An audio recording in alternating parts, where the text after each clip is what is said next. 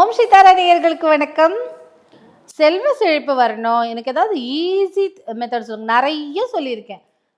பணம் வரத்துக்கு, பணம் ஈர்க்கறதுக்கு, நம்ம வீடே எப்படி செல்வ செழிப்பாக இருக்கணுங்கிறதுக்காக நிறைய சொல்லியிருக்கேன். அதில் ஒரு ரொம்ப மிக எளிய தாந்திரிக பரிகாரம் என்னன்னு பார்த்தீங்கன்னா, அசோக மரத்தின் இலை, அரச மரத்தின் இலை, மா இலை.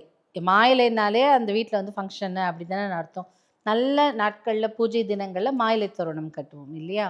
அந்த மாதிரி நீங்கள் வந்து இந்த அசோக மர இலை, மா இலை, அரச இலை, இந்த 3 இலையையும் ஒன்றா சேர்ந்து கட்டி நீங்கள் ஒரு வெள்ளிக்கிழமையில் உங்கள் வீட்டின் வாசலில் மதியம் 1 to 2 இல்லை காலையில் 6 to 7 உங்கள் வீட்டு வாசலில் கட்டிடுங்க.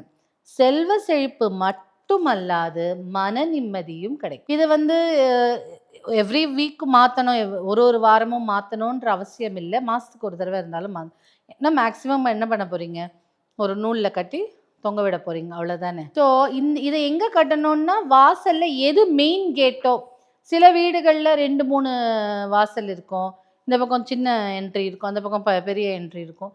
எது மெயின் வாசலோ அங்கே கட்டணும். அப்படி கட்டும்போது வீட்டில் செல்வ செழிப்பும் வரும், வீட்டில் உள்ளவர்களுக்கு மன அமைதியும் வரும்.